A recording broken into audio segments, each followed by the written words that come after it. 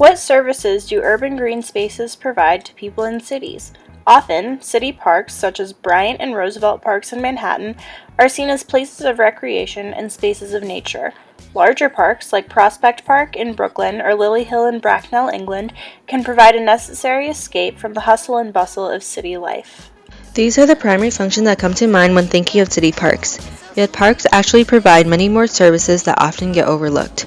From historic landmarks like Washington Square to biodiversity hotspots like Lily Hill, urban green spaces offer an alternative dynamic to city life. Green spaces in the inner city contain a range of vegetative and animal species. In concrete jungles like New York City and London, this provides an important service to the ecosystem. In addition, the increased ecosystem diversity offers a range of benefits to the inhabiting human populations. Particularly with human health and development, we see that parks give people so much more than just a pretty place to sit on a sunny day. New York City has over 1,900 parks and playgrounds across the 5 boroughs. The New York City Department of Parks and Recreation is a department in New York City that is responsible for maintaining the city's park systems. It oversees nearly 30,000 acres of land, which is 14% of New York City's total land. On April 27, 1686, Governor Thomas Dongan granted the Dongan Charter of the City of New York. Part of this early city charter officially put all waste, vacant, abandoned, and unappropriate lands for the first time in municipal care. One of the parks under the New York City Department of Parks and Recreation is Washington Square Park. Washington Square Park is a small public park located in Greenwich Village with a long and rich history. In 1889, the city leaders commissioned architect Stanford White to design a triumphal arch to commemorate the centenary of George Washington's inauguration as President of the United States. Bryant Park, on the other hand, is a privately managed public park, operating under both the New York City Parks and Recreation and Bryant Park Corporation. The first park at this site opened in 1847 as Reservoir Square. It was later renamed Bryant Park in 1884 in honor of New York Evening Post editor and abolitionist William Cullen Bryant. Prospect Park is located in Brooklyn. It is a highly functional green space and houses the bulk of Brooklyn's remaining indigenous forests.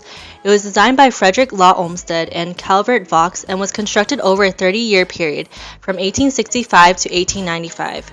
Sarah Delano Roosevelt Park is a park located in Lower East Side operating under New York City Parks and Recreation. The land was originally acquired by the New York City in 1929 for the purpose of widening Christie and Forsyth streets and building low-cost housing, but it was instead used for parkland. In 1934, the new park was named after Sarah Roosevelt, the mother of President Franklin Delano Roosevelt. Lastly, Lily Hill is a public park located in England. It dates back to 1817 and was originally developed as a 19th century gentleman's residence. Till this day, Lily Hill Park has semi-natural ancient woodlands, species-rich grassland, and formal gardens. City inhabitants have used parks and town squares as places for community meetings and protests throughout history. Specifically in New York City, parks like Washington Square have served this purpose. Emily Kais-Fulp dates rallies and political demonstrations in the square back to just before World War I.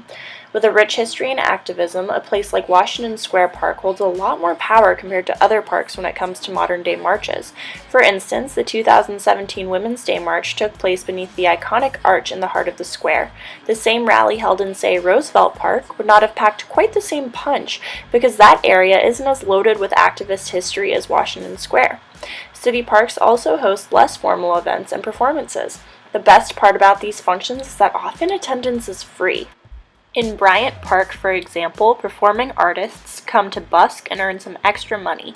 Doing so creates a space for passers-by to congregate and watch, listen from afar, or simply enjoy the show in passing. Here, the park offers a forum for strangers to exchange services.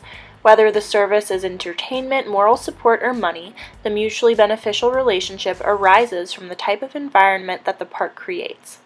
In its simplest role, a city park gives folks room to play, relax, and enjoy nature. Some specific locations, such as Bryant Park's Carousel, provide a somewhat structured form of recreation. On a more universal level, city parks are designed to be conducive to community gatherings. The lawns, playgrounds, and benches invite play for children, families, and friends. Furthermore, they give the public an area to read outside, eat some food, or just enjoy the company of others. As for experiencing nature, larger parks have a lot more opportunity to fulfill this desire. Prospect and Lily Hill parks have much to offer on this front. and they do so in entirely different locations. While Lily Hill is a little farther out of London than Prospect Park is out of Manhattan, it's still fairly accessible to most Londoners. These relatively large parks are home to a lot more vegetation than their smaller counterparts.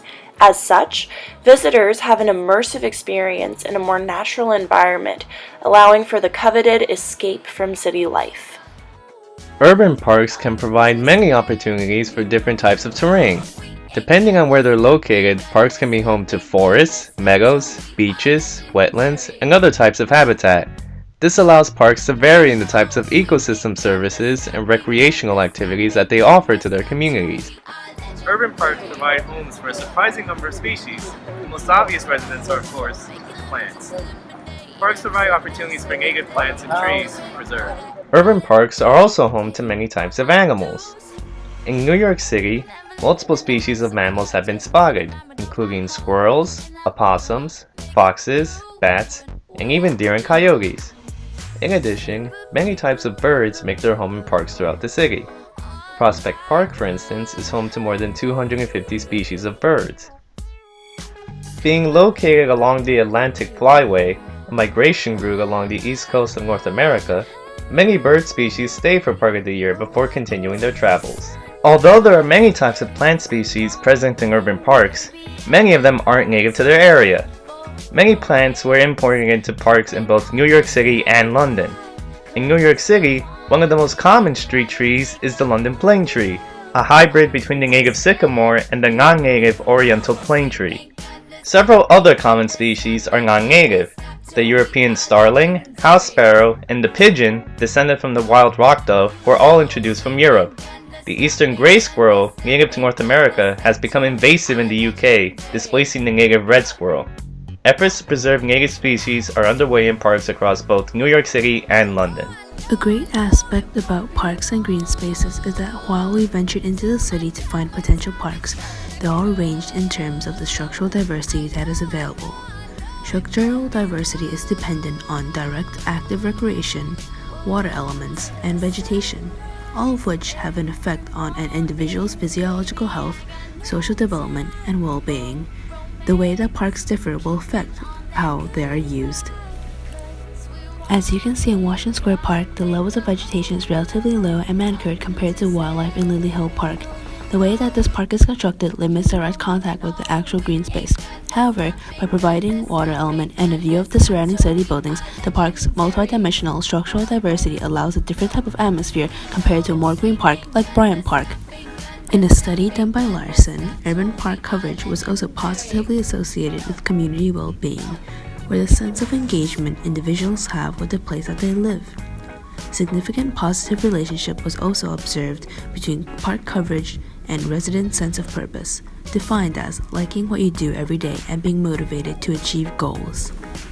Not only does it affect our mental health, many studies have shown that parks provide additional indirect physical health benefits via ecosystem services such as water and air purification.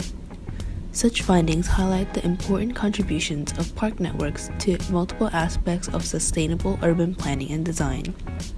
Aside from having a more positive impact on our environment, parks and green spaces offer opportunities of happiness for city dwellers. If we invest our efforts into maintaining these pockets of green in the city, then they will reciprocate with countless benefits. Overall, urban green spaces are important to the residents of their neighborhoods and the resident of the city. They improve the lives of people around them, are important cultural centers for their cities, and generally play a significant role in how these cities function.